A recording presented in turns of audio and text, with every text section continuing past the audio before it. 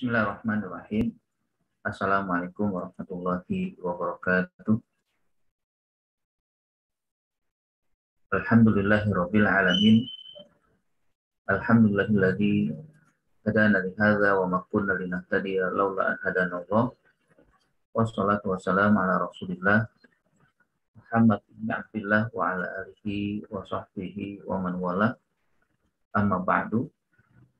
Subhanaka la ilma lana illa ma 'allamtana innaka antal alimul hakim. Rabbana zidna ilma warzuqna fahma. Allahumma anfa'na bima 'allamtana wa 'allimna ma yanfa'una warzuqna uluman tanfa'una. Asbahna wa asbahamdulillahi walhamdulillahi la syarika la ilaha illa huwa wa ilaihi nusyur. Asbahna ala fitratil Islam wa kalimatul ikhlas wa ala nabiyina Muhammadin sallallahu alaihi wasallam wa ala millati abina Ibrahim hanifa wa ma kana minal musyrikin. Radina billah robba wa bil islam dina wa bi Muhammadin nabiyyan wa rasulullah. Alhamdulillah, segala puji dan syukur senantiasa kita panjatkan kehadirat Allah Subhanahu wa taala. Dialah Allah yang memberikan hidayah kepada kita. Dialah Allah yang memberikan nikmat panjang usia, panjang umur. Dialah Allah pula yang menghadirkan kita pada tempat yang berbahagia ini. Dan dialah Allah Subhanahu wa taala segala-galanya atas kehidupan kita. Mudah-mudahan Allah senantiasa memberikan kepada kita nikmat-nikmat yang lain, kebaikan-kebaikan, sehingga kita bisa menjadi orang yang senantiasa melakukan kebaikan. Mensyukur nikmat Allah adalah kebaikan, dan juga menghargai nikmat Allah juga merupakan kebaikan. Melaksanakan hal yang diperintahkan oleh Allah adalah kebaikan, karena bersyukur kita kepada Yang Maha Kuasa. Salawat dan salam lalu kita curahkan, kita hadiahkan, kita sampaikan kepada Rasulullah Shallallahu Alaihi Wasallam. Allahumma sholli ala sayyidina Muhammad. Dengan salawat, insya Allah kita akan mendapatkan keberkahan hidup dan juga mendapatkan kebaikan-kebaikan, serta insya Allah mendapatkan syafaat dari Rasulullah Shallallahu Alaihi Wasallam. Hadirin wa hadirat yang sekalian dimuliakan Allah, bagaimana kabarnya? Mudah-mudahan Bapak dan Ibu sekalian senantiasa dalam kondisi sehat, kondisi prima, ya, kondisi tenang, ya, kondisi yang berbahagia, dan tentunya juga kondisi apapun kita hendaknya senantiasa merasakan akan nikmat yang Allah berikan. Alhamdulillah ala kulli halin. Alhamdulillah alladzi bi ni'matihi tatimmus shalihat. Demikian yang diajarkan oleh Nabi kita Rasulullah Shallallahu Alaihi Wasallam terkait dengan apapun yang dihadapi oleh beliau. Hadirin hadirat Bapak sekalian, Bapak Ibu sekalian dalam hati Allah. Hari ini kembali kita akan membahas tentang kaidah-kaidah Quran yang dikutip dari ayat-ayat Al-Quran yang menjadi pegangan hidup setiap manusia dalam menghadapi segala hal di dunia ini. Pada kaidah ini, kita masuk pada kaidah yang ke-27. Allah Subhanahu wa taala berfirman, "Wala tabkhasun nasa asya'ahum." La tabkhasun nasa asya'ahum. Janganlah merugikan orang lain sedikit pun. Subhanallah. Janganlah merugikan orang lain sedikit pun. Kaidah ini sangat penting, bahwa hidup kita memang diperintah oleh Allah Subhanahu wa taala untuk berada dalam kebaikan, bukan untuk melakukan keburukan, apalagi sampai merugikan. Memang ayat ini Ya, ada 3 ayat ya, atau di tempat qala Allah pada 3 surat. Mana meskipun 3 surat memang, tapi ayat ini menceritakan pada kisah Nabi Syuaib alaihissalam. Beliau diperintah oleh Subhanahu wa taala untuk menyampaikan risalah dan juga untuk memperbaiki kondisi masyarakat yang saat itu banyak melakukan pelanggaran-pelanggaran. Di antaranya adalah melakukan kecurangan dalam timbangan dan takaran. Sehingga Allah perintahkan kepada Nabi Syuaib dan menyampaikan kalimat seperti ini. La tabkhasun nasa asya'ahum. Janganlah kalian melakukan kecurangan sedikit pun pada orang lain. Namun, meskipun demikian, kaidah ini bisa pada berbagai kondisi dan sisi kehidupan manusia. Pada posisi kehidupan kita sendiri. Kenapa? Karena setiap kita pasti banyak berinteraksi. Dalam berbagai urusan kita berinteraksi. Baik dalam interaksi dalam sosial, ya, atau dalam bermasyarakat, atau dalam bekerja, atau dalam berkegiatan-kegiatan yang lain. Sehingga dalam bersosial ini sudah pasti kita akan banyak interaksi dengan orang lain. Nah, dalam interaksi inilah hendaknya setiap kita menjaga diri. Jangan sampai terjadi hal-hal yang merugikan orang lain. Kita lihat dari kalimat yang ada sebagai kaidah yang akan kita pelajari, di mana Allah Subhanahu wa taala berfirman, la tabkhasun nasa asya'ahum. Paling tidak di sini ada 4 kata atau mungkin 4 huruf yang bisa kita ambil dan kita ambil untuk dimaknakan atau dipahami secara detil. Yang pertama kalimat atau huruf wala, waw dan lam, ya, atau waw itu artinya dan, la artinya tidak. Biasanya kalimat la atau huruf la ini bermakna tidak atau bermakna larangan. Biasanya kalau la artinya tidak, setelahnya itu orang ketiga. Ya. Biasanya demikian. Misalkan la yadu'u, dia tidak menghardik al yatim, anak yatim. La yaqra, dia tidak membaca. La yaktub, dia tidak menulis. La ya'kul, dia tidak makan. Nah, berarti la itu artinya tidak. Sementara ada juga la itu artinya linnahyi, menunjukkan larangan. Ya, biasanya kalau larangan itu orang kedua, ada yang diajak bicara, ada mukhatabnya ya. Jadi langsung ya. Nah, di sini ayat ini adalah menunjukkan orang kedua. Ada mukhatab, ada orang yang diajak atau yang dilarang. Dikatakan di sini la tabkhasu, artinya jangan merugikan. La artinya larangan. An-nahyu. La taqrabu malal yatim, kan dalam ayat itu disebutkan janganlah kalian dekati harta anak yatim. La taznu, janganlah berzina. La ta'kul amwalakum bainakum bil batil, janganlah kalian makan harta orang lain dengan cara yang batil. Dan lain-lain. Yang artinya memang sebagai larangan. Nah, dari larangan sendiri itu ada terbagi 2 lagi. Ada larangan litanzi, ada larangan litahrim.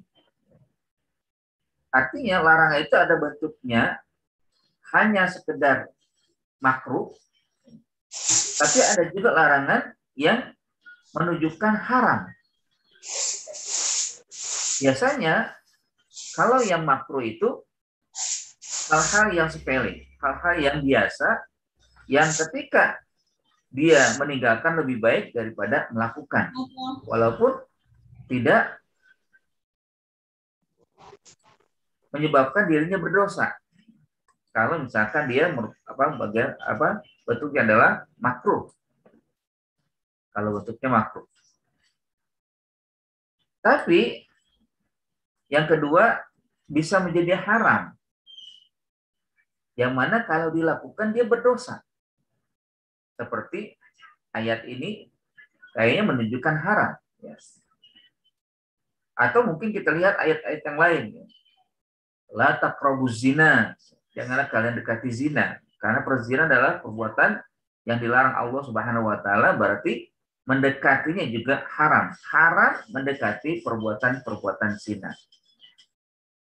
Apa saja ya yang nanti menyebabkan orang lebih dekat kepada perbuatan zina. La taqulu amwalal yatim atau la taqrabu malal yatim. Jangan kalian dekati harta anak yatim. Atau la taqulu amwalakum bainakum bil batil. Larangan haram hukumnya kalian memakan harta orang lain dengan cara yang batil. Nah, ini dalam makna yang haram dari larangan Allah Subhanahu wa taala. Nah, pada ayat ini nampaknya memang Allah inginkan larangan yang haram,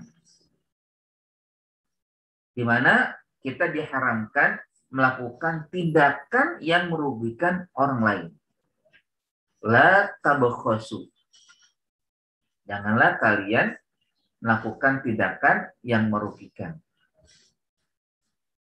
Nah, ini jadi dari kata la itu sendiri sangat jelas ya. Artinya memang haram, janganlah. Ya, kalau kalian sampai melakukan atau melanggar, berarti kalian berdosa. Berarti orang yang melakukan itu berdosa. Apa yang dilarang Allah Subhanahu wa taala? Tabakhasu. Tabakhasu itu dari kalimat bakhisaya bakhasu. Artinya rugi. Rugi yang mana kalimat rugi ini adalah merupakan tindakan. Arti tindakan yang merugikan. Tindakan yang menyebabkan orang lain ya mendapatkan kerugian atas perbuatannya. Nah, kalimat tabakhasu ini bisa terjadi pada beberapa hal. Yang pertama dari sisi perbuatannya, dia melakukan perbuatan yang mana perbuatan ini nanti menyebabkan orang lain rugi. Misalkan ya, dia bertindak ya, atau melakukan sesuatu terhadap orang lain ya, dengan mengambil barang orang lain. Nah, berarti tindakan mengambil itu tanpa izin, tanpa sepengetahuan yang pemiliknya, maka akhirnya orang itu merugi. Mengambil hak orang lain, kan? Atau juga perkataan. Dari sisi perkataan yang diucapkan juga merugikan orang tersebut. Misalkan dengan menyebarkan fitnah, atau menyebarkan gosip, menyampaikan sesuatu yang tidak sebenarnya tentang orang lain, yang akhirnya orang itu di tengah masyarakat tidak mendapatkan simpati atau juga dia ya, harga diri jatuh di tengah masyarakat karena perkataan yang disampaikan orang lain terhadap dirinya. Sehingga perkataannya itu merugikan ya, orang lain ya, dan menjatuhkan harga diri orang lain. Ini dari sisi perkataan. Dan juga yang lain dari sisi ya walaupun agak mendekati perbuatan tapi secara spesifik tentang transaksi. Nah, ini yang memang cara khusus terjadi pada masa Nabi Syuaib alaihissalam. Ya, sebenarnya daerah yang sekarang pernah Nabi Syuaib hidup gitu kan dengan masyarakatnya sungguh ya sangat mengenaskan ya. Mungkin karena terkena azab dahulu ya. Alhamdulillah pernah ya saya ke sana waktu menjadi eh, pemandu lah ya, pemandu dari eh, tentang perjalanan ya, jejak Rasul ya, yang mana perjalanan itu dari Yordan terus ke Palestina terus ke Mesir ya. Di mana sampailah perjalanan kita ke kuburannya Nabi Syuaib. Sungguh ketika ingin melintasi jalan itu semuanya kosong, gersang ya. Jadi tandus ya, tidak terkira itu kan. Kalau mungkin menurut saya asalnya subur ya. Karena memang sebagian ada yang subur tapi nggak ada orang. Jadi pegunungan yang tandus. Dan akhirnya tempat juga ke kuburan Nabi Syuaib. Nggak ada orang sama sekali di sana. Kecuali ya beberapa orang saja. Karena mungkin ya akan melihat kedatangan para turis. Mungkin bisa jadi karena akibat mereka melakukan tindakan yang dilarang tapi tetap dilakukan. Mereka curang ya, dan juga ya dalam transaksi itu kebanyakan selalu melakukan tindakan-tindakan memperkaya diri walaupun orang lain ya mendapatkan kerugian.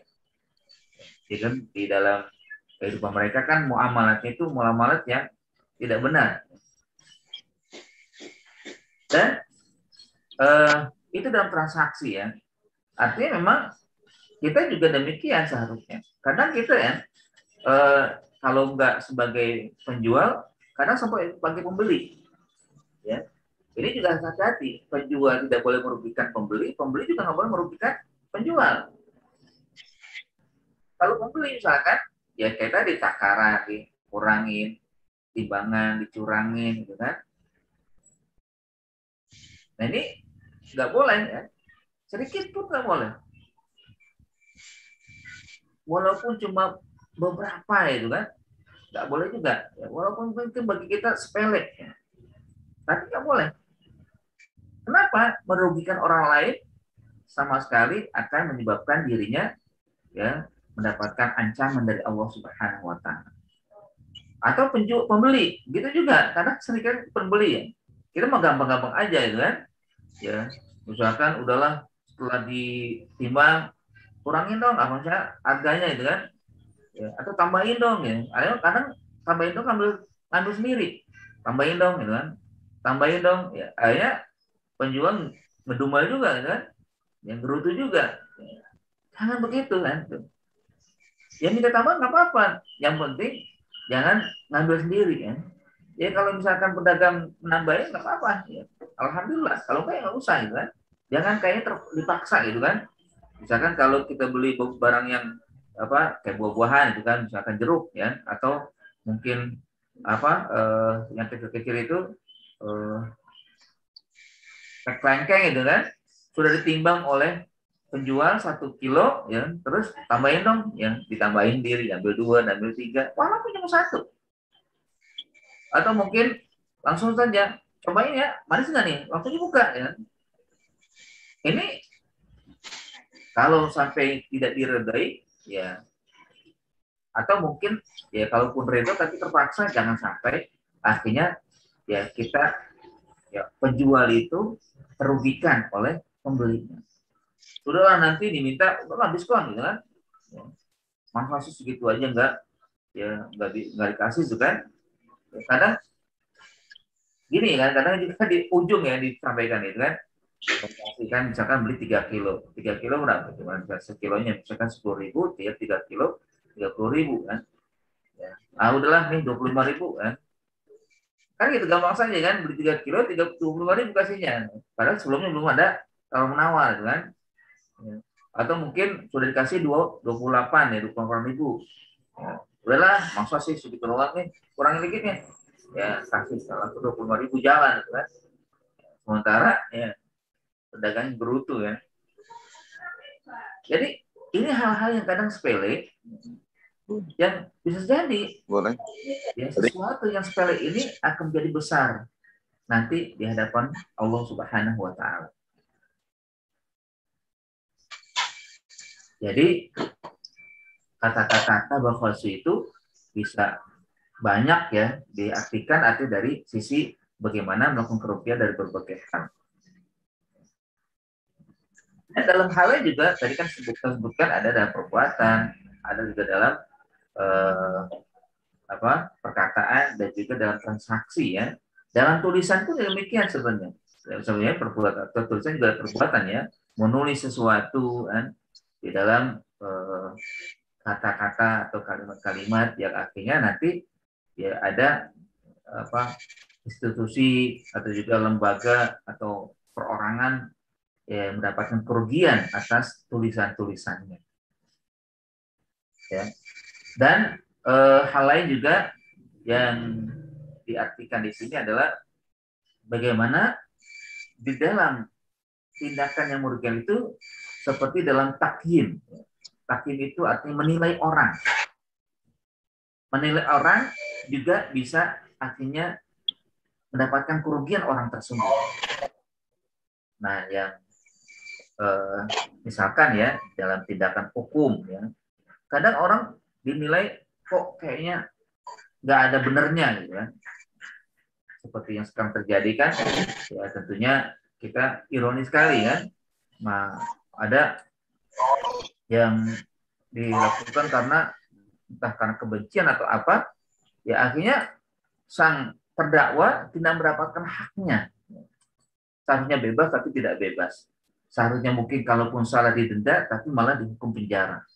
Seharusnya dia di penjara pun kalaupun di penjara tidak sampai sekian lama tapi sekian lama.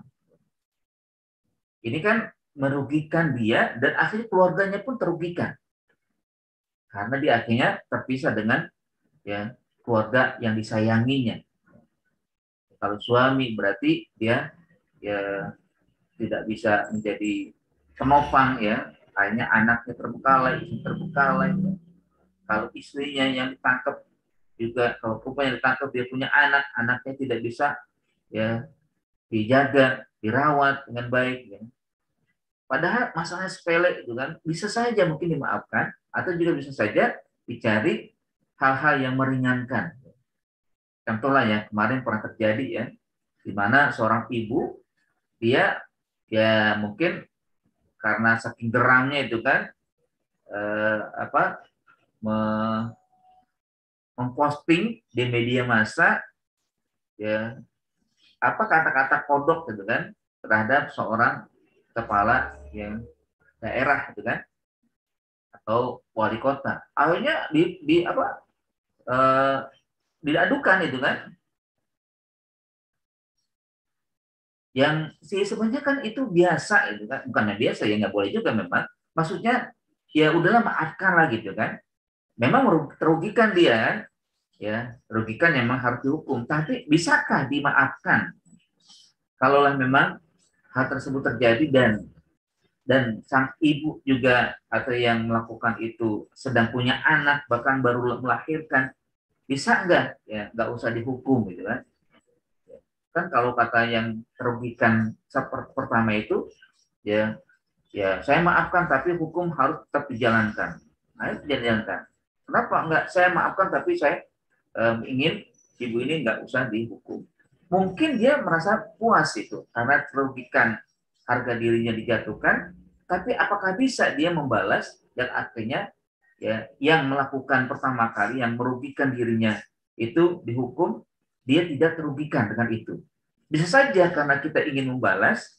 ya udah pokoknya harus dibalas perbuatan harus dibalas dengan hukuman betul memang tapi apakah itu boleh apakah itu tepat ini juga perlu diperhatikan ada lagi yang lain ya kan masalah sekarang kan banyak orang dihukum oleh karena prokes gitu kan tidak pakai masker dihukum terus juga PPKM yang dilakukan tapi tetap berjalan, gitu kan. Tetap ya apa, bukan berjalan maksudnya dagang orang ini itu kan dilakukan oleh masyarakat, itu hanya didorong, diambil, ya, dibubarkan itu kan, bahkan sampai juga dihancurkan. Ini kan merugikan. Ya. Kenapa sih nggak secara persuasif gitu kan? Berikanlah edukasi kepada mereka, ya, bilang saja hari ini nggak apa-apa, besok jangan ya. Tapi juga diingatkan lagi, cari solusi bagaimana bisa mereka yang mendapatkan jaminan untuk bisa berdagang, ya, atau juga berdagang dengan cara yang sehat atau cara yang baik. Jadi kadang-kala mungkin merasa aturan gitu kan, aturan harus dilakukan, betul memang aturan harus dilakukan. Tapi jangan sampai akhirnya dengan aturan itu orang lain mendapatkan kerugian. Ya. Kan mereka juga butuh makan. Mereka punya anak, mereka punya istri, mereka punya keluarga, gitu kan? Butuh makan. Kalau dilarang, bagaimana mereka bisa memberi makan kepada anak dan keluarganya. Dan ini kalimat yang kedua ini sangat penting sekali kita pahami bahwa bukan hanya sekedar perbuatan yang bisa merugikan, tapi segala aspek. Ya. Allah Subhanahu wa Ta'ala ingatkan, janganlah kalian haram hukumnya kalian merugikan. Tabakhasu. Janganlah bertindak, janganlah berbuat, janganlah berkata, janganlah menilai sesuatu atau melakukan tindakan-tindakan yang akhirnya dalam sikap, dalam muamalah dan sebagainya orang lain terugikan. Bisa terugikan dengan terampas, juga rugikan kehilangan, ya, apa yang dimiliki atau berkurang dan sebagainya. Lalu kalimat yang ketiga adalah an-nasa. Nah, an-nasa ini umum, siapa saja. Tidak peduli orang yang dihadapkan oleh dirinya, orang yang mungkin bagi kita tidak ada apa-apanya. An-nasa artinya semua manusia. Bahkan bukan, kalau boleh dikatakan juga an-nasa ini ya bukan hanya manusia, binatang pun kena. Tapi secara spesifik memang sini hanya manusia. Walaupun nanti pada ayat lain kita nggak boleh juga melakukan tindakan-tindakan yang sesama makhluk, ya akhirnya ya makhluk lain juga ya terancam atau terugikan oleh perbuatan manusia. Nah kita lihat hanya pada manusia di sini ya. Manusia itu kan dekat kita banyak ya. Maksudnya dalam keragaman kita kan di negara ya Bhinneka Tunggal Ika ya, kita beragam suku, beragam agama, beragam bahasa, ya, dan ragam yang lain. Apalagi ragam sosial, ya, status sosial kita banyak beragam. Nah ini artinya bahwa siapapun yang ada di hadapan kita, maka jangan sampai perbuatan-perbuatan dari kita merugikan orang yang ada di hadapan kita. Orang yang sedang kita perbuat. Tidak boleh. Manusia masing-masing punya hak untuk hidup, ya, dan punya hak juga untuk mendapatkan keuntungan, dan punya hak juga untuk terhindar dari kerugian. Apapun itu. Manusia, ya tentunya kalau kita muslim, terus orang lain bukan muslim, maka tidak boleh kita lakukan tindakan yang merugikan orang yang walaupun bukan seagama dengan kita. Kita memang di dalam negeri kita ya ada 6 agama yang diakui ya. Nah, 6 agama ini tentunya sama-sama saling menghargai, saling menghormati. Jangan akhirnya berbuat tindakan-tindakan apakah melecehkan, ya, mencela dan mencaci, tidak boleh. Bahkan secara langsung Allah juga melarang kita sebagai seorang muslim untuk mencela, untuk mencaci kegiatan ibadah yang dilakukan oleh orang lain yang tidak seagama. Wala tasubul ladzina yad'una min dunillah. Janganlah kalian mencela, janganlah kalian menghina orang-orang yang menyeru kepada selain Allah Subhanahu wa taala. Jangan. Kata Allah Subhanahu. Itu haram juga itu. La tasub, haram bagi kalian mencela. Haram bagi kalian menghina. orang yang berdoa, beribadah, berbakti kepada selain Allah. Walaupun mereka begitu, silakan aja, udah didiamin aja. Itu keyakinan mereka. Ya, biarkan. Karena mereka akan mendapatkan balasan dari Allah langsung nanti, atau juga mungkin nanti di kiamat, ya, atas perbuatannya. Nah, kita sebagai hamba Allah, ya, tidak boleh melakukan hal-hal yang sifatnya, ya, merasa mereka terugikan, gitu kan? Ya, karena berdoa, beribadah, ya, kepada selain Allah Subhanahu wa taala. Jangan dilakukan hal-hal yang akhirnya mereka malah di ayat itu kan sebutkan fayasubullah adwan bighairi ilm. Maka kelak juga kalau kalian menghina Tuhan mereka, menghina tempat ibadah mereka, menghina apa yang mereka lakukan, mereka pun nanti akan menghina kalian.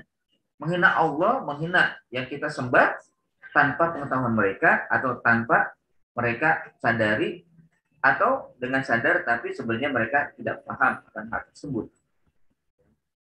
Maka janganlah memicu, ya, memicu perbuatan-perbuatan yang mereka nanti akan membalas. Nah, itu dari sisi bagaimana, ya, masalah peribadatan kita nggak boleh mencela. Walaupun memang kita berbeda, hargailah. Karena tidak ada paksaan dalam beragama. La ikroha fiddin. Apa anta tukrihu nasa hatta yu'minu? Kata Allah Subhanahu wa taala dalam surat lain, ya, apakah kamu memaksa orang untuk beriman? Ya, atau kalian lakukan sesuatu sehingga mereka akan mau beriman? Jangan. Jadi, ya, ini dari sisi agama kita nggak boleh mencela, ya, atau juga melakukan tindakan-tindakan yang, ya, mereka merasa dirugikan dengan itu. Atau juga dari sisi manusia yang lain, ya kan, ya tentunya kita berinteraksi dengan masyarakat yang banyak, ya, yang kompleks, ya kan, ya. Kadang ada orang yang merasa diri kaya, ya, atau merasa sebagai pejabat, ya, atau merasa sebagai orang yang terkenal, itu kan, seringkali melecehkan orang yang ada di bawahnya, status sosial yang ada di bawah. Misalkan dia, ya, kalau kan kadang orang melihat dengan uang, ya, orang yang hartanya banyak berarti lebih besar daripada orang yang hartanya sedikit. Ini padahal tidak ada sama sekali di hadapan Allah demikian. Atau juga orang yang punya jabatan, yang diberikan amanah sebagai pejabat dan melihat rakyatnya, ya, orang yang hina. Padahal jabatan itu amanah. Jabatan itu bukanlah kemuliaan, tapi amanah yang kata Nabi SAW, innahal amanah wa innaha ladadama. Ketika Abu Dzar Al-Ghifari, ya, meminta kepada Rasul agar ditunjuk dia sebagai pimpinan di suatu kaum, maka Rasulullah SAW mengatakan, wahai Abu Dzar, ya, kedudukan itu amanah. Innahal amanah. Yang kamu itu amanah. Tapi wa innaha ladadama. Yang kelak kamu akan menyesal oleh karena jabatan yang kamu minta. Kenapa? Kalau kamu tidak melaksanakan dengan baik, kamu akan mendapatkan tanggungan dari orang yang ada di bawah. Bayangkan, ya, kalau misalkan ada seorang pejabat yang diamanahkan tapi tidak melaksanakan amanah itu, yang kelak dia akan mendapatkan, ya, ganjar atau balasan berupa, ya, siksa oleh karena tindakan yang dilakukan, apalagi sampai merugikan orang ada di bawahnya. Apakah merugikan karena sikapnya, merugikan karena sistem yang dimuat, karena kebijakannya, maka dia akan menanggung semua itu. Menanggung semua kerugian yang sedang diderita oleh rakyatnya, oleh bawahannya. Atau juga, ya, dari sisi popularitas, ya, mungkin dia seorang artis, ya, jadi terkenal itu kan, terus melihat orang lain, ya, dianggap semuanya tidak, ya, setara dengan dia, ya, diperlakukan dengan tidak baik, ya. Itu juga, ya. Atau mungkin yang sekarang inilah kita sesama, mungkin, ya, sesama manusia, kita bukan pejabat, kita bukan orang kaya, kita bukan orang yang terkenal, tapi ada orang di hadapan kita yang maaf mungkin ada yang cacat, kan? Apakah mungkin buta, atau mungkin ada yang tangannya buntung, ada yang mungkin bisu, ada yang mungkin tuli, atau mungkin ada hal-hal yang kurang memang dibanding dari kita yang alhamdulillah diciptakan sempurna. Jangan juga. Walaupun cuma sekedar ya, sekedar apa namanya ya, menyir ya, menyipkan mata itu apa ya? Istilahnya mengedipkan mata ya. Seakan-akan menyepelekan dia. Atau dengan menyunggingkan ya, nyunggingkan apa ya? Pokoknya begitulah ya sikap mau berubah wajah karena ya tiba-tiba lewat orang yang cacat gitu kan, yang tidak sempurna seperti halnya kita diberikan kesempurnaan. Nah ini pernah terjadi ya di dalam diri Aisyah waktu itu bersama Rasul. Lewatlah orang yang ya, istilahnya kakinya agak pincang gitu kan. Maka Aisyah ya dari sisi wajahnya nampak gitu kan ketidaksukaan orang yang lewat yang kakinya pincang itu. Ya akhirnya Rasulullah SAW menegur, la ya Aisyah, ya, ya. Jangan begitu, hai Aisyah. Ini adalah ghibah. Ya. Walaupun kamu tidak berkata, tapi kamu bersikap berbeda dalam melihat sesuatu yang kamu lihat memang ada janggal, maka ini adalah bagian daripada ghibah kamu dari sisi perbuatan. Ya memang tidak merugikan dia, ya, tidak merugikan orang yang tadi seperti itu diperlakukannya, tapi hakikatnya dia ini dilecehkan atau dijelekkan itu kan dari sisi sikapnya, walaupun nanti akhirnya merugi pada diri sendiri. Nah ini juga apa disebutkan manusia ya, bahwa kita sebenarnya semuanya diciptakan oleh Allah dengan kehendak Allah. Kalau mungkin ya Allah menciptakan kita sempurna, kita alhamdulillah, tapi kalau ada di sekitar kita ada yang tidak sempurna, jangan sekali-kali melecehkan dia, jangan sekali menghinakan dia, jangan sekali berbuat tindak-tindakan yang artinya merugikan dia. Ya, nah ini manusia yang memang Allah sebutkan anas ya, secara umum ya, arti global semua manusia. Ya. Atau juga dari sisi-sisi yang lain lah ya. Walaupun mungkin, nah ini juga perlu dipastikan, walaupun mungkin dalam kebenaran, sebisa mungkin jangan sampai kita merasa benar akhirnya merugikan orang lain. Jangan sampai seperti itu. Udahlah, ya kalaupun benar, mengalahlah. Mengalah untuk menang itu lebih baik daripada mengalah ya, yang akhirnya ada yang bukan merasa menang, gitu kan, tapi akhirnya ingin menang, tapi yang lain akhirnya terugikan. Misalkan kadang-kala ini yang besar itu kan, ya terjadi apa perselisihan rumah ya, batas rumah itu kan tanah ya, ya hanya patokannya kok berbeda gitu kan. Menurut saya ke sana sedikit itu setengah meter atau mungkin setengah jengkal gitu kan. Atau mereka mengatakan enggak seperti ini kan, melangkahi atau melewati rumah kita misalkan. Padahal cuma ya mungkin paling sejari lagi kan, sejari pendek ini kan. Ya nggak mau saling ngotot gitu kan. Bagaimana coba sikap kita? Apakah kita ngalah atau memang harus pertahankan? Kalau menurut saya lebih baik mengalah untuk menang. Ya. Artinya kita ngalah itu kan dunia yang akan kita tinggal. Ya. Itulah ngalah, ya. Kalaupun memang hak kita pasti akan kembali. Kalau enggak, ya alhamdulillah kita tidak merugikan orang lain. Ya.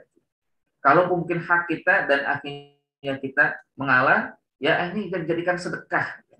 Bersedekah untuk dia bisa menambah ya sedikit dari harta ya berupa tanah ya, karena ukurannya yang mungkin pernah keliru. Karena kalau sampai kita merasa benar ya, kita merasa ini adalah memang milik kita, tapi rupanya setelah itu tidak ya, kita nggak tahu ke depannya itu kan Allah mengatakan kamu bukan begitu sebenarnya, itu salah, itu memang bukan punya kamu. Coba bayangkan setengah jengkal saja atau atau satu jari aja ini akan menyebabkan besar derita karena mengambil hak orang lain, tanah orang lain. yang pernah juga disampaikan oleh Rasulullah SAW, ya, ya, Imam Nawawi ya, minal hadis, barang siapa yang mengambil hak orang lain, walaupun cuma sejengkal tanah, maka akan didera dia, ya, didera dengan deraan yang sangat besar, yang sangat keras. Ini masalah yang memang kompleks gitu kan dalam kehidupan, ya, ya tentunya di sini haram, ya. Allah haramkan orang melakukan tindakan-tindakan yang merugikan orang lain siapapun dia, manusia apapun dia. Pernah terjadi ya di masa Rasul, Rasul masih muda. Rasul belum diangkat sebagai nabi, ya. Istilahnya Muhammad lah itu kan. Ya, tapi kayaknya nggak enak juga menyebut Muhammad saja ya. Ya, ya jadi kehidupan Nabi Muhammad muda ya sebelum beliau diangkat nabi, itu kan ada masyarakat luar kota Mekah datang ke kota Mekah, teriak-teriak, tolong saya, tolong saya, tolong saya. Kenapa? Saya diinikan, saya digitukan oleh seseorang ini. Ya, apa rupanya? Rupanya memang pernah ada transaksi ya, transaksi bahwa orang luar Madinah, orang luar Mekah datang ke Mekah, lalu berjumpa dengan seseorang, oke lah kita bertransaksi, saya bawa barang, kamu jual. Nanti tahun depan kita bagi hasil, ya untungnya bagi dua. Ya. Nah akhirnya misalkan tahun ini dia memberikan barang itu, dia pulang, besok tahun depannya datang akhirnya menagih. Ya. Ya. Pas ditagih, ini nggak ngaku nih orang. Oh, kapan kita bertemu Pak? Kita nggak pernah bertemu ya. Nggak ada transaksi seperti itu. Wah langsung kan, loh kamu mengingkari dan apa yang pernah kita buat. Nah, ini kan merugikan, gitu kan? Akhirnya teriak-teriak seperti tadi, tolong saya, tolong saya, tolong saya. Kenapa sih kurang begitu sebelum gitu? Dipanggil lah, ya dipanggil. Mana buktinya? Gak ada bukti memang. Ya dulu kan gak ada bukti, cuma percayaan saja kan. Tapi akhirnya ya, Rasulullah SAW yang masih muda itu ada istilahnya ada perjanjian itu kan, ada istilahnya kesepakatan itu kan, sumpah ya, sumpah yang dilakukan untuk bisa menghindari tindakan-tindakan perbuatan-perbuatan yang merugikan antar sesama. Ya, makanya disebutkan hilful fudul ya, perjanjian fudul ya. Nah, Nabi Muhammad ikut menandatangani atau ikut menyepakati akan perjanjian tersebut ya, hilful fudul itu. Ya, untuk menghindari tindakan-tindakan yang merugikan ya. Jadi tentang pendatang itu kan, pendatang ya ini dikerjain oleh pribumi ya. Kalau sekarang mungkin kita pendatang malah ngerjain pribumi ya, kayak kita. Tapi hakikatnya memang tidak boleh saling merugikan itu kan. Ya pendatang tidak boleh dirugikan oleh pribumi, pribumi jangan sampai ya dirugikan oleh yang pendatang itu kan. Ya, keduanya intinya bagaimana kita menjaga saling ya memberikan yang terbaik pada siapapun. Nah, yang terakhir adalah Allah berfirman asya'ahum.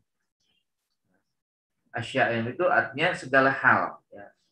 Pokoknya apapun itu kan.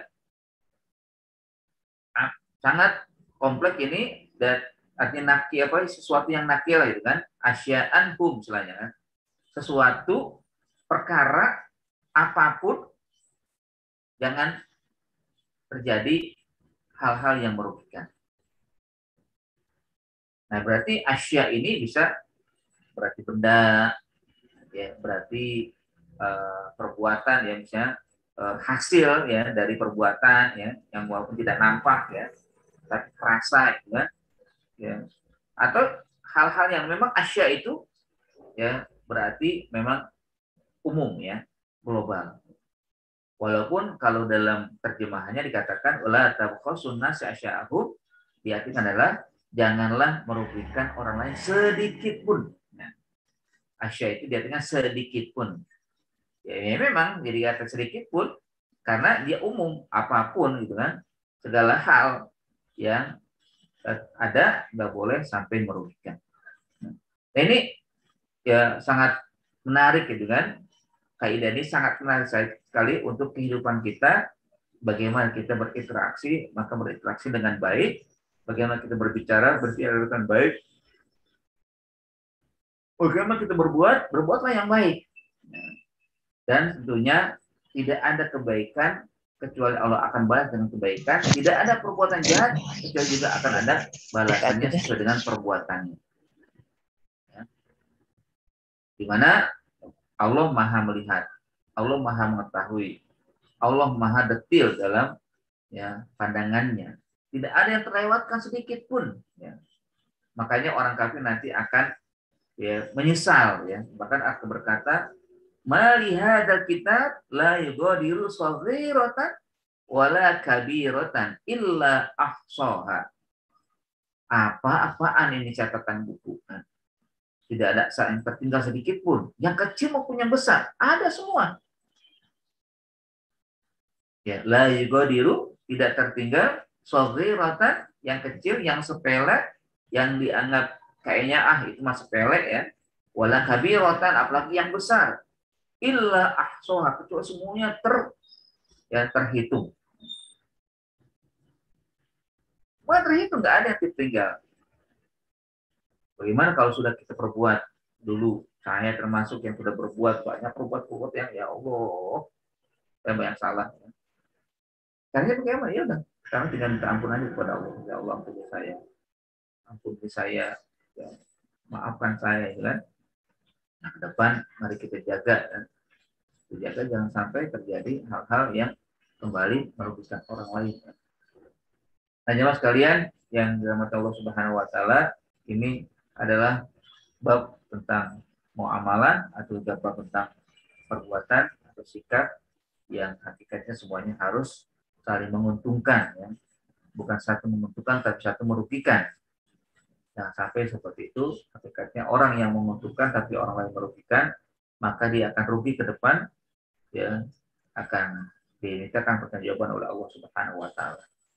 Sehingga kelak akan terjadi ya di dalam kehidupan manusia yang Nabi SAW mengatakan atadruna manil muflis, ya. Tahukah kalian siapakah orang yang nanti akan menderita, ya, muflis? Apa itu muflis? Orang yang merugi, ya, atau orang yang akhirnya pailit, ya. Nah, sahabat ketika ditanya seperti itu kata mereka, man la dirhamalahu wala, ya, malalahu. Orang yang pailit, orang yang miskin, ya istilahnya orang yang nggak punya harta, yang nggak punya uang, ya Rasul. Nah, kata Rasul bukan itu, tapi orang yang nanti datang dengan kebaikannya di akhirat di hadapan Allah tapi tidak mendapatkan kebaikannya. Kenapa? Karena di dunianya dia, ya, beribadat tapi ya'khudhu hada wa ya'kulu hada wa ya'malu hada, ya. Merugikan istilahnya kan. Sehingga datanglah di hadapan Allah, dihitung dia mana kebaikannya ini. Terus mana keburukan ini ya. Sampai hak orang lain banyak diambil kan. Oke kalau gitu. Ya sekarang ambil kebaikannya untuk diberikan kepada orang yang telah dirugikan. Serahkan kepada dia untuk menambal itu kan. Terus habis semua. Kebaikannya habis semua, sirna semuanya. Karena banyak tanggungan yang harus dilakukan.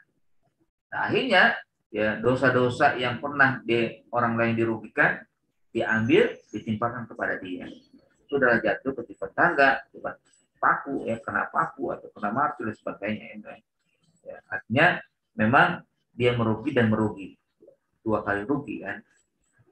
Makanya hidup kita ini sebenarnya adalah untuk diisi dengan kebaikan, dengan berbuat baik, dengan bersikap baik. Ya, itu kita memang tidak akan pernah lepas dari menghadapi orang, ya. Interaksi kita, sikap yang memang pasti akan berhadapan orang lain, marilah kita jadikan untuk menambah kebaikan, bukan malah menambah keburukan atau mungkin sampai mengurangi kebaikan. Karenanya kalau prinsip saya adalah kalau kita sebelum berjumpa baik dengan bapak dan ibu kita nggak punya dosa, nah kalau kita nanti sudah berjumpa, marilah kita tambah kebaikan, bukan malah memunculkan keburukan atau mungkin alhamdulillah dosa-dosa. Ya. Karenanya Allah Subhanahu wa taala menciptakan kita beragam, ya. Inna khalaqnakum min dzakarin wa unsa wa ja'alnakum syu'uban wa qabaila lita'arafu. Inna akramakum indallahi atqakum. Sebenarnya diciptakan manusia berlainan jenis laki dan perempuan, beragam suku, beragam bangsa, beragam kabilah. Ini untuk bagaimana kita ta'aruf, ya. Kita saling mengenal, lalu berinteraksi, lalu berkomunikasi, saling berbagi kebaikan-kebaikan, saling memberi nasihat, memberikan kata-kata motivasi dan hal-hal yang baik lainnya. Sehingga apa? Makanya di ujung dikatakan inna akramakum indallahi atqakum. Sehingga dengan ta'aruf, ya, maka menjadilah kalian bertakwa. Jadilah kalian memiliki kelengkapan hidup di sisi Allah, yaitu derajat yang mulia takwa. Jangan sampai akhirnya terjadi terbalik, ya. Setelah ta'aruf, wah saling ngatain, wah dia orang kayaknya ini banget gitu ya, gitu kan. Wah si Fulan ya jelek banget ya, wah si Fulan bahasnya begitu banget ya, wah si Fulan ya dari asal begini yang rolling banget ya. Wah banyak. Setelah mengetahui tapi malah saling mengejek, selama saling ta'aruf tapi saling mencela ya. Akhirnya ketakuan nggak dicapai ya, percuma ya. Mendingan nggak usah berjumpa sekalian itu kan. Tapi bukan berarti hanya kita hanya menghindar diri kan, tidak mau bergaul, bukan juga. Karena kata Nabi, orang yang hidup sendirian walaupun bersih masih lebih baik orang yang hidup berjamaah ya. Ya, maksudnya orang yang berjamaah tapi ada kekeruhan masih lebih baik daripada orang yang hidupnya sendiri nggak mau bergaul walaupun dirinya memang sudah bersih di situ. Ingin suci di situ tapi nggak mau bergaul, itu masih dianggap kurang ya. Mendingan ya kita bergaul dan bergaul walaupun mungkin masih ada kekeruhan tapi kita usahakan kekeruhan itu hilang dan menjadi jernih ya. Karena disitulah nanti kita mendapatkan proses ya bertambah kebaikan dan juga bertambah keberkahan. Masya Allah, ini adalah kalimat yang sangat penting. 4 kata yang kita ambil, la artinya haram, jangan lakukan, haram hukumnya kalian melakukan, tabokhos yang merugikan, ya, atau juga melakukan sikap perbuatan yang nanti akhirnya orang lain yang terambil haknya. An-nasa, semua manusia harus diperlakukan dengan baik, jangan sampai terjadi hal-hal yang merugikan mereka. Asya'ahu, apapun bentuknya, apapun jenisnya, maka diartikan dengan sedikit pun. Janganlah kalian melakukan tindakan yang merugikan orang lain sedikit pun. Wallahu a'lam bishawab. Ini saja yang dapat saya sampaikan. Mohon maaf agak berlebih waktunya. Terima kasih. Aku qouli hadza. Assalamualaikum warahmatullahi wabarakatuh. Assalamualaikum warahmatullahi wabarakatuh. Ustaz, Afwan ada sesi tanya jawab nggak Ustaz? Ya silakan Bu, kalau memang ada kalau mau ngomong bisa. Iya. Afwan nih, ganggu sebentar. Ini masalah muamalah nih bagus banget ya Ustaz ya. Ini banyak banget kalau kita lihat fenomena yang ada di masyarakat gitu ya, terutama masalah buyok ya, bab jual beli. Contohnya misalnya gini Ustaz, dalam berdagang online gitu ya, itu kan online itu ketika kita beli barang di HP itu misalnya bagus. Ukurannya ada segala macam. Nah setelah sampai ke kita gitu misalnya, itu ada kekurangannya gitu, entah itu ukuran, entah itu bahan, entah itu apanya lah gitu, masih ada kekurangannya. Nah ini gimana ini Ustaz, apakah dagang online itu hukumnya secara agama gitu, itu yang pertama. Yang kedua masalah penimbangan gitu Ustaz. Kalau di zaman Nabi Syuaib itu kan memang takarat ya. Ini sekarang di dalam kita berjual beli itu setiap harinya misalnya kita beli barang sudah terbungkus, artinya sudah di kilo-kilo ini udah di packing gitu ya. Nah kita nggak tahu nih Ustaz nih, misalnya nih kita beli 2 kilo gitu, udah dibungkusin ada 2 bungkus. Nah, ternyata setelah di rumah kurang gitu bungkusannya. Ternyata satu bungkus itu nggak sekilo gitu. Nah ini gimana nih Ustaz nih? Apakah kita harus bilang ini ukurannya kurang, jadi kita belinya per bungkus aja Bu, jangan bilang per kilo gitu, karena kita tahu itu kurang, ukurannya kurang gitu timbangannya. Yang kedua, yang ketiga, maaf Ustaz, yang ketiga ini masalah hutang piutang ya, transaksi ya. Tadi Ustaz bilang kalau misalnya kita transaksi itu kan misalnya kita nih yang mengutangi, yang meminjam lupa gitu Ustaz. Misalnya nih saya pinjam uang sama seseorang gitu kan, lalu tanpa ada di atas kertas hitam putih gitu, lupa. Kemudian setelah saya tagih itu hutang, dan yang pinjam itu udah meninggal misalnya Ustaz ya. Nah, ini kan tinggal anak keturunannya gitu. Lalu ketika kita minta atau kita tagih itu utang, yang diutangi itu udah meninggal, ternyata kan nggak ada bukti. Nah ini anak keturunannya nggak mau, istilahnya nggak bertanggung jawab karena nggak ada bukti gitu. Nah ini harus bagaimana nih Sade? Apakah harus dituntut secara hukum atau dimaafkan aja atau gimana Ustaz? Saya belum ini juga nih ya. Mohon terima kasih. Assalamualaikum warahmatullahi wabarakatuh. Waalaikumsalam warahmatullahi wabarakatuh. Baik, terima kasih Bu. Ini semangat Bu ya. Baik, yang pertama terkait dengan memang saya jadi lupa Bu pertanyaannya pertama. Itu masalah online. Masalah online ya maksudnya. Masalah online, pertama masalah online. Jadi masalah online itu kan nanti memang biasanya ada syarat-syarat yang harus diikuti ya. Artinya kan nanti bisa masuk al-mu'min ala syurutim, orang beriman itu mengikuti syarat. Kalau syaratnya sudah 7, nah, maka boleh itu. Jadi transaksinya boleh. Jadi transaksi online itu boleh sebut. Ya, dibolehkan ya. Tapi memang harus mengikuti syarat. Ya, misalkan kalau barangnya tidak sesuai, boleh kembalikan. Ya, misalkan gitu kan. Kalau memang setuju, oke. Ya. Terus yang kedua, yang nanti yang memberikan syarat itu hendaknya divideokan unpack ya ketika dibuka ya unboxing gitu kan dibuka divideokan nanti ada buktinya bahwa memang buktinya kelihatan bahwa barangnya tidak sesuai dengan permintaan ya sesuai dengan yang di iklan itu kan maka nanti dikembalikan kalau misalkan enggak kita nggak berhak juga untuk menuntut istilahnya kan mengikuti syarat itu jadi harus ikut syarat-syarat itu kalau syarat itu memang sesuai dan hanya diikuti atau disetujui oleh pembeli maka ya satu sama lain saling ridho, ya udah selesai. Ya, selesai tentang transaksi benar seperti itu.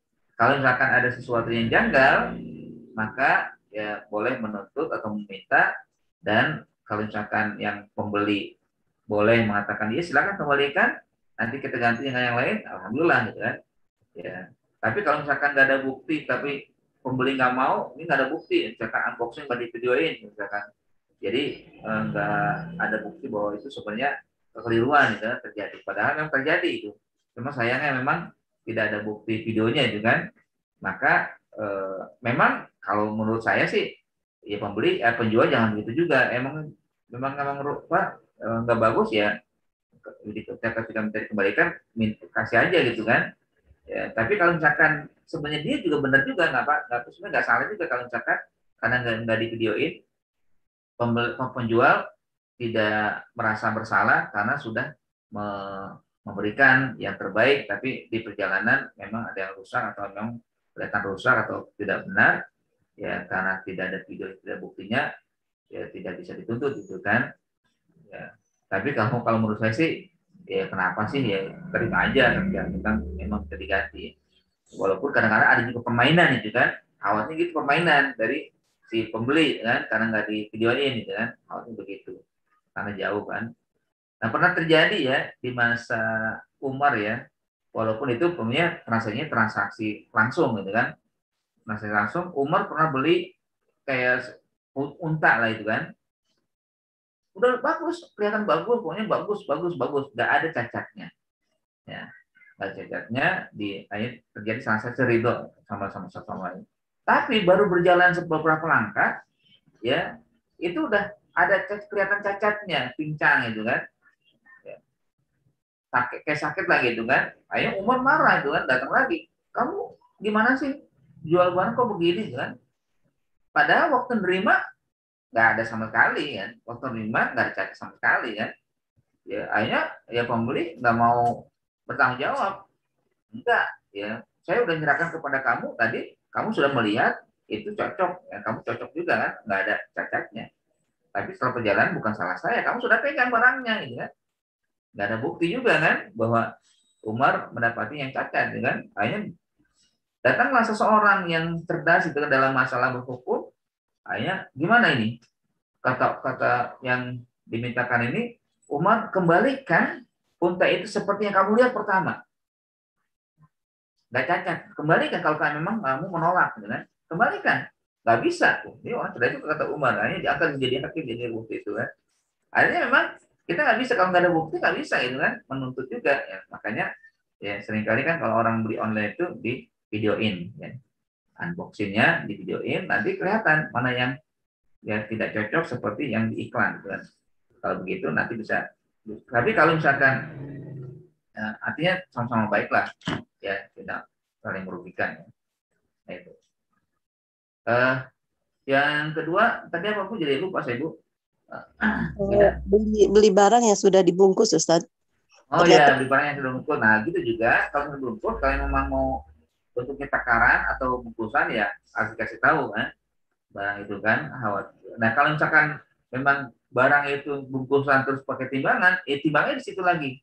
Ya, kalau memang ada timbangannya kan. Ya, kalau memang tidak, nah kalau tidak nanti dia kalau dibawa pulang dan dia marido dengan itu, ya itu juga nggak bisa juga itu tuh. Nah makanya ketika terasa itu kan yadan ala yadin istilahnya kan saling nerima gitu ya. Yadan ala yadin itu menerima barang itu. Kalau misalkan yang membeli menerima bahwa itu memang 2 kilo, ya, ya dia tidak mengatakan udah nggak usah ditimbang saya percaya itu kan, ya berarti dia menerima itu. Padahal kalaupun ditimbang nggak ada masalah atau juga mungkin akan ketahuan ya. Sementara penjual mengatakan ini memang 2 kilo, saya timbang 2 kilo, ya. Mengenai nanti tidak dibuktikan, ya itu makanya ya dan alayan ini tuh keterima menerima apakah saling ridho. Kalau nanti dibawa pulang, nanti pas ditimbang berkurang, bukan salahnya pembeli penjual, ya. Karena memang awalnya nggak ditimbang dulu, nggak diperlihatkan, ya. Kalau kata penjual kan memang 2 kilo, mengenai dibohong atau tidak itu urusan dia, ya, mengenai dibohong atau tidak. Tapi yang karena memang tidak ada bukti waktu awal ditimbang lagi, ketika di rumah ditimbang terus berkurang, nah itu berarti ya tidak bisa dituntut dengan karena memang sesuatu yang dilakukan itu diabaikan yang dilakukan ya di tempat itu harus ditimbang. Ya. Mengenai kalau, nanti dia kalau andai gini, Ustaz, kalau andai kata nimbangnya itu nggak ada timbangan, ini tukang sayuran misalnya gitu ya, dengan menimbang pakai perasaan, pakai tangan 2 tangan gitu, nggak sama. bisa, Bisa. nggak Boleh nggak? boleh gitu, nggak bisa Bu, nggak ada namanya timbang itu pakai tangan gitu kan, itu nggak akurat gitu. Iya. Ada terjadi seperti itu di beberapa tukang lah gitu ya, entah itu Iya. bawang, entah itu apa yang pakai timbangan, itu dia nggak punya timbangan tapi dengan perasaan pakai tangannya gitu diparoin gitu ya. Nah, itu baru dikasih si pembeli gitu. Gimana kalau bisa gitu ya, dia nggak bisa timbang nggak bisa nimbang. Iya, makanya saya juga bingung itu Iya, gimana itu. kalau mau begitu bukan timbangan Bu, artinya itu udah pakai bungkusan aja. Ini sebungkus ya 10 nah, gitu kan, bukan kilo. Ya, bungkusan berarti Bu. Kayak ini kan kayak orang beli cabai kan cabai kan mahal misalkan, lagi murah sekarang ya. Kalau lagi mahal dulu dikasih cabai sebungkus ini 5.000, ya bukannya timbang ya. Padahal eh, kalau dikiloin harganya segini kan, tapi nggak di kilo gitu kan, nggak ada seperempat. Jadi orang dikasih aja segini. Misalkan ada 10 biji cabai, ini dianggap bungkusan, udah nih 5.000. Ya kalau sekilonya sampai 50.000 misalkan. Nah itu nggak apa-apa begitu, bukan timbang gitu kan. Ya. Jadi memang belinya per bungkusan, bukan timbangan. Ya. Jadi jangan disamakan antara timbangan dengan ukuran tangan, angkatan tangan. Oh ini kayak sekilo nih, dan ini sekilo.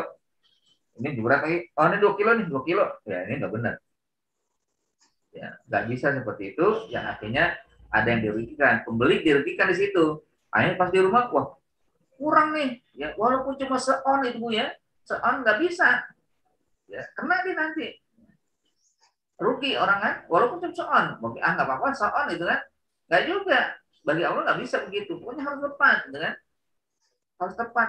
Namanya timbangan ya timbangan, timbangan itu apa? Ukuran pakai sesuatu kan, itu kan timbangan itu menunjukkan keadilan ya, sama-sama rata kan, ini timbangannya ini barangnya ditimbang sama kan, nggak beras sebelah itu kan, ya kalaupun beras sebelah barangnya yang dijual itu lebih dikit atas keinginan pedagang, alhamdulillah itu kan, ya bisa sedikit segini, ini kan timbangan naik sedikit kan, ya ini barangnya berarti lebih berat barangnya lebih dikit kan, 1 on dengan 2 on, jadi berarti dilebihkan oleh pedagang kan, itu lebih baik kan, ketimbang dia merasa dikit aja gini dikit aja gini nih kan, ya berarti kan timbangannya lebih berat ini ya masih kan, timbang barangnya. Karena harusnya seimbang. Ya, maka dikatakan mizan itu misalkan sesuai. Ya. Jadi solusinya apakah kita, karena kita melihat itu suatu kemungkaran ya, apakah kita tegur si tukang sayur itu atau gimana ya Ustaz? Betul, dikasih tahu Bu, lebih baik kasih tahu Ibu ya atau Bapak penjual, tolong ya sempurnakanlah dagang, jangan sampai ingin dapatkan keuntungan nanti Bapak rugi di akhirat, gitu kan? Itu aja tahu. Ya, kan merugikan orang itu. Udah kalau memang nggak punya timbangan, beli aja, harus jual aja per bungkus ya. Jadi bungkusan ini 1.000, bungkusan ini 20.000, bungkusan yang besar kan. Bukan kilo ya. Kalau mau ada kilo ya pakai kilo ya. Beli timbangan Pak, beli timbangan Bu kan. Nanti kiloin. Pembeli melihat, oh ini betul beratnya 1 kilo, ini betul beratnya 2 kilo, 3 kilo gitu. Ya. Ketiga apa nih? Jadi memang pertanyaannya. Ya, Ustaz. Yang terakhir itu masalah hutang piutang. Ketika hutang piutang betul ya, hutang piutang. Nah, hutang piutang itu memang kalau cara syar'i ditulis ya dalam surat Al-Baqarah yang 1 halaman ayat itu kan tentang hutang piutang yang harus ditulis ya. Ya manu idza tadayantum bidain ila ajalin musamman faktubu. Tulislah. Namun bagaimana kalau memang tidak sempat tertulis atau kebiasaan memang saling percaya ya. Ya kadang ada orang begini aja kalau ditulis gitu kan. Ya kan kita sahabat baik kita akrab gitu kan. Kita deket dulu masuk pakai tulis, ya udah oke lah nggak tulis saling percaya. Tapi kan kita nggak tahu umur ya. Tiba-tiba yang berhutang meninggal, dia belum bayar ya. Akhirnya disampaikan ke ahli waris, sementara ahli warisnya nggak mau nerima. Kesian juga sama mayitnya. Akhirnya bagaimana nih? Kalau kita ke naik juga ke pengadilan nggak bisa dapat, kalah, ya kan nggak ada tulisannya, nggak ada buktinya. Tinggal ya yang menderita ya mayit, ya. Ya, yang meninggal, yang menderita karena dia belum ya, melunasi hutangnya. Karena hutang itu tidak akan terlunaskan kecuali dengan dibayar. Kita hutang kepada Allah dibayar, kita hutang kepada manusia dibayar. Bagaimana hutang kita kepada Allah? Kita nggak bayar zakat, kita berhutang berarti kepada Allah aja. Kalau kita nggak sholat, kita punya hutang kepada Allah kan, zakat dibayar. Nah, juga kita hutang kepada orang ya harus dibayar. Nggak akan bisa lunas kalau tidak dibayar ya. Bagaimana kalau udahlah maafkan saja, ya memang bisa selesai kalau tapi kan ada orang yang nggak mau, apalagi banyak uangnya, ibunya 100 juta, ya mau nggak itu dimaafkan, padahal lagi butuh uang juga. Nah, ya memang sudah, memang intinya memang ditulis ya, kalau bisa di atas materai kalau misalkan besar ya, sehingga yang ahli waris tahu kan bahwa bapaknya atau ibunya atau saudaranya memang pernah berhutang pada si fulan kan. Tapi kalau memang tidak sempat tertulis, ya ahli waris juga harusnya menyadari bahwa memang orang tuanya atau saudaranya hutang dan bayarkan. Tapi masalahnya kadang-kala ada juga yang ya orang tuanya miskin, ya keluarganya miskin, tidak bisa membayar, gimana nih? Ya, sementara orang sudah meninggal, ya al-afu ya, mungkin memaafkan gitu kan, ya maafkanlah mudah-mudahan. Bagaimana kan gini, kalau orang memaafkan itu akan mendapatkan pahala lebih besar lagi ya, 2 kali lipat istilahnya. Ketika dia punya menghutangi orang dan yang berhutang itu meninggal, sementara dia sedang butuh ya agar dibayarkan, tapi hanya meninggal, lalu ketika dilihat keluarganya juga tidak memiliki apa-apa untuk diambil atau dijadikan barang untuk disita, itu kan dijadikan ganti, maka ya sudahlah maafkan walaupun itu terpaksa, tapi Allah Maha mengetahui ya, maafkan, akhirnya maaf, maka dia mendapatkan 2 pahala. Pertama, dia akhirnya meringankan orang yang dikubur ya karena terbebas dari hutang gitu kan, ringan dia.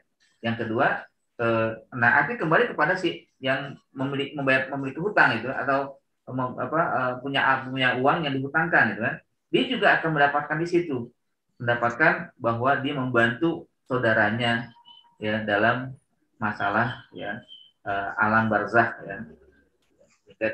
Yang kedua, Allah Subhanahu wa taala insya Allah akan melipat gandakan pada dirinya pengganti ya. Ganti dengan rezeki yang lain ya dari arah yang tidak diduga. Insya Allah begitu. Ya, jazakallahu khairan, Sad. Oh ya, Ki. Baik, hampir 7:30. Nggak apa-apa ya, ini adalah sarana untuk kita interaksi dan juga komunikasi ya.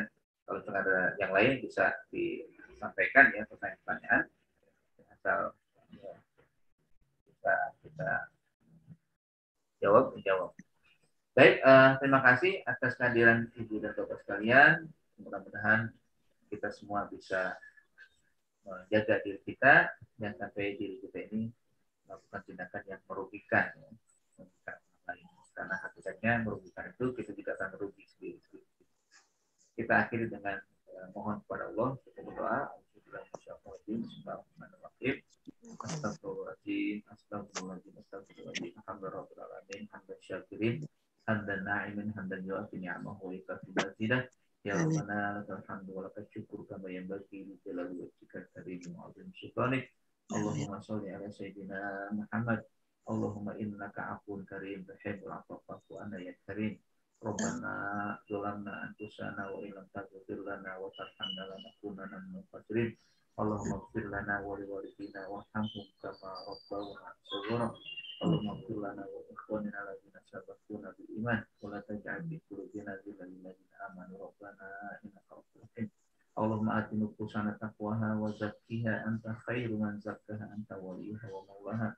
Allahumma anfa'na al-bala wal ghala wal fahsya wal ta'un wal fitan wal mihan ma dhahara minha wa ma batan bi rahmatika ya rabbal alamin.